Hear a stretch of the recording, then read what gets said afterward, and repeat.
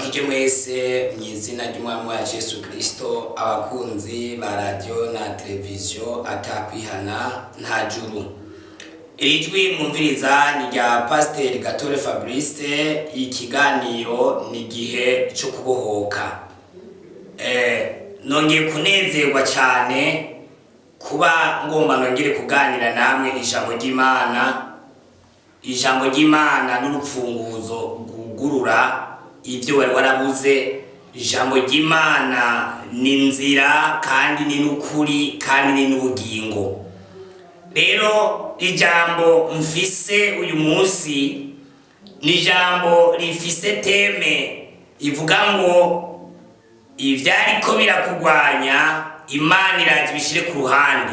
Ivyariko birakugwanya Imana iraje bishire ku ruhande. Hari ivyariko birakugwanya, hari ivyari bigusugereje mu kazi kawe, ivyariko birakugwanya, hari n'ivyari bigusugereje muri biro yawe, muri eglise hari ivyariko birakugwanya, hari n'ivyari bigusugereje mu murimo ariko urakora muri eglise. Ariko ijambo nkusaniye rivuga ngo Imana irazi bishire ku ruhande. Imana irazi ko ibikugwanya bihari. Imana irazi ko mu rugo ibikugwanya bihari. Imana irazi ko mu kazi ibikugwanya bihari.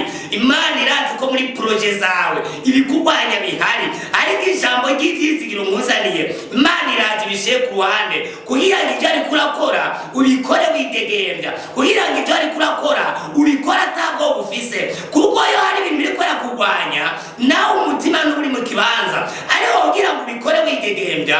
Ivyo vyariko birakugwanya Imana iraje bishire ku ruhande. Mvugira ngo amina. Ivyariko birakugwanya ku kazi, hari ibikugwanya no mu ndimiro turima, hari no kubikugwanya mu rudandaza udandaza, ariko Imana iraje bishire ku ruhande.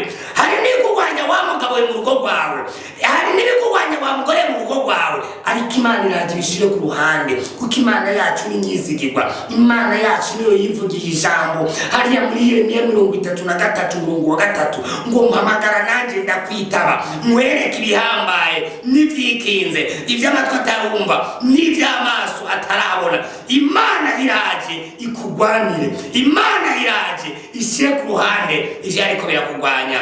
Ntarandiriye, reka twinjire mu ijambo ry'Imana ribonekana mu gitabo cy'Itanguriro igice ni ca mbere umurongo n'uw'icenda. Turasoma mw'izina ry'umwami wacu Yesu Kristo.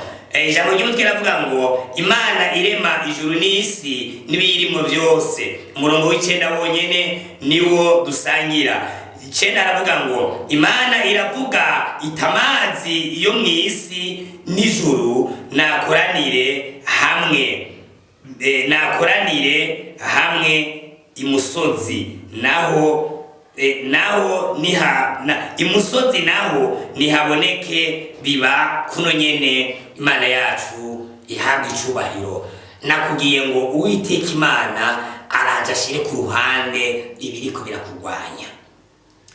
Ngo Imana yonyene birivugira ngo amazi yo munsi y'ijuru naje ku ruhande. Aya mazi niko ndavuga ni cya kibazo cyariko kirakugwanya muri biro yawe. Aya mazi niko ndavuga ni ya ngwara yariko irakugwanya ku mubiri wawe. Aya mazi niko ndavuga ni wa mutwaro wari umaranye ibihe byinshi, ariko ngo Imana iravuga ngo amazi yo munsi y'ijuru naje ku ruhande ngo biba kuno nyene. Ico kibazo cyariko kirakugwanya, iyo ngwara yariko irakugwanya, none wa mutwaro yariko irakugwanya, Imana ikiravuga ngo ico kibazo nikije ku ruhande kandi bigenze uko nyene. Imana ikiravuga ngo iyo ngwara abaganga bavuye ikananirana, Imana iravuze ngo nisha ku ruhande kandi bigenze uko nyene.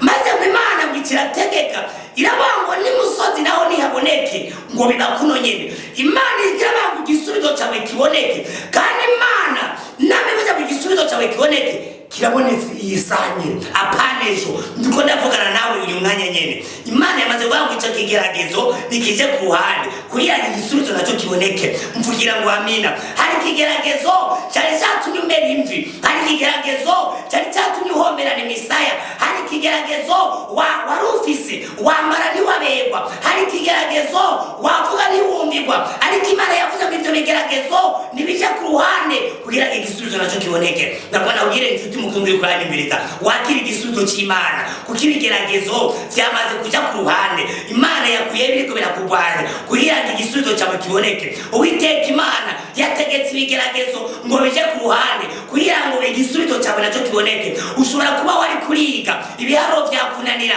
cyangwa icyongereza kikakunanira, ariko Imana yavuze ngo ubwo bwenge bwe wari ufite, ubwo bwenge bwe wari ufite ngo buje ku ruhande, ariko haza ubwenge bwiza, ubwenge bwiza, kuko bwenge niwe yategetse.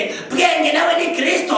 Ariko avuga ngo mata ugomba kuzimenya, ariko avuga ngo ibiharuro ugomba kubimenya, cyangwa icyongereza ugomba kukimenya, cyangwa igifaransa ugomba kukimenya, ikirundi ushobora cyagera imbere yawe none kikagukubita hasi. Ariko Uwiteka Imana yategetse kugira ngo igisubizo cyawe cyo kumenya ikirundi kugira ngo bigende neza. Ashobora kuba ari diyabete wari urwaye, ariko Imana hari komandema y'Imana ikiravuga ngo diyabete ija ku ruhande kugira ngo umwana w'Imana yidegembye. Ereka twebwe turi basamuragwa, niyo mpamvu Imana itemera ko ibibazo biremera ubuzima bwacu, niyo mpamvu Imana itemera ko indwara zemera ubuzima bwacu. Imana ikiravuga muri karo gatondo ngo indwara zije ku ruhande, ariko igisubizo nacyo cyavase kugira ngo gutabarwa. Naho kwa vase ushobora kuba wari uremerewe, ushobora kuba wari uruse, ariko Imana ikiravuga ngo ubwo buruhe nibuje ku ruhande, ariko kuruhuka nabyo byavase ku buzima bwawe.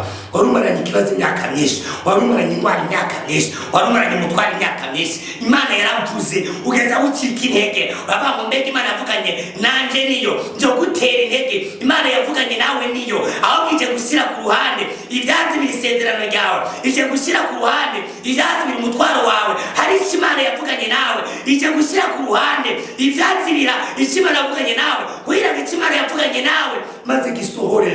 Uhagarare nk'uwanesheje, uhagarare nk'uwakira igisubizo cy'Imana, uhagarare nk'uhagaze mu mbaraga z'Imana, uhagarare nk'uhagarare mu gisubizo cy'Imana. Inshuti mukuru wanjye nawubwire, ibyari bizibiye ingeso yawe Imana yatanze komandema byagiye ku ruhande, kuko yavuze ngo amazi ajye ku ruhande, imusozi naho haboneke, n'igenda bamwigeragezo kijye ku ruhande, ariko ingeso yawe iboneke. Inshuti mukundwa, reka gucika intege, turafise Imana mu ijuru izanye ibisubizo byacu. Reka dusenga Imana.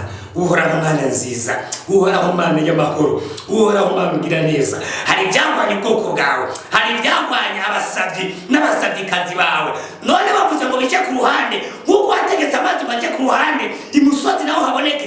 Niwe utegetse ibibazo n'indwara n'imitwaro yari duhanamiye ngo ije ku ruhande, ariko igisubizo kiboneke. Mwakoze gutanza igisubizo ku muntu wese. Reka aranyega amatwi, reka be nk'uko ushaka. Ijambo ryawe riherekejwe n'imirimo n'ibitangaza, twumve ibishinga ntahe mu buryo budasigaye kubwira ijambo n'ibisigaye guhesha icubahiro mu izina rya Yesu Kristo w'Umunyanazareti.